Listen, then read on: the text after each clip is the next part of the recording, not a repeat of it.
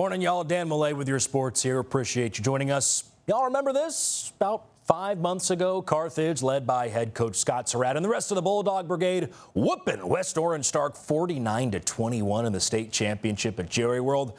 Well, that secured state championship number 11 for Surratt and the program. And last night, they finally got those rings. Folks, there have been a lot of good Carthage teams throughout the years, but you can make a legitimate argument that the 2025 state championship squad was the best ever. They were a perfect 16-0 on the year, never won a game by less than 2 touchdowns in the playoffs on their way to ring 11. This team scored more points than any Bulldog squad ever, 50 more than the previous most. The offensive line allowed quarterback Jet Surratt to be sacked 3 times. 3 times in 16 games. That also, of course, allowed running back KJ Edwards here to have another 2,000-plus yard rushing season. Hard to imagine things could get any better, but I'm eager to see what Surratt and co. have up their sleeves come fall 2026.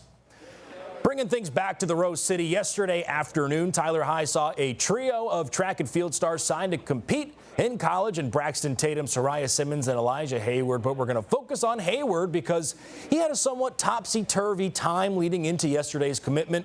Hayward was set to study and, of course, to run at the University of New Orleans. But one last-minute phone call changed that pretty quickly. I already had my mindset. I was like, yeah, I'm ready to go to UNO. I was ready to go.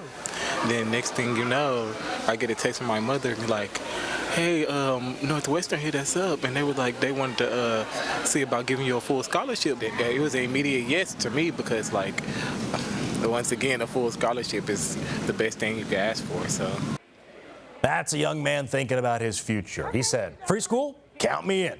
I'm sure it helped that both of Hayward's parents attended and ran track at Northwestern State. Again, though, huge congratulations to Elijah Hayward, Soraya Simmons, and Braxton Tatum. All right, let's talk playoffs now. Baseball in the Elite Eight in state championship play. We still got a ton of East Texas teams dancing. Tyler Legacy will play a best-of-3 series against Tomball starting Thursday night. All 3 games will be at McLennan Community College in Waco.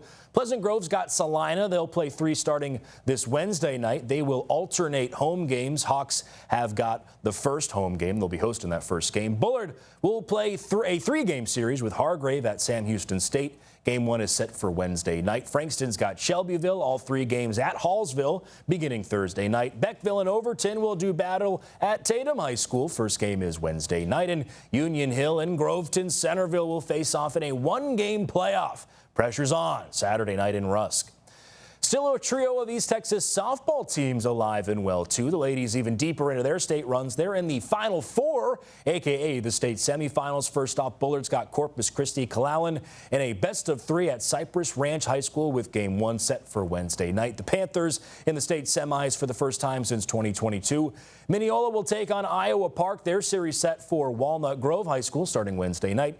Yellow Jackets in the state semifinals for the first time since 2013. Finally, Grand Saline will see Kahoma in a 1-game playoff. That's coming next Friday night at Graham High School. All 3 of these teams just a game away from a state final appearance.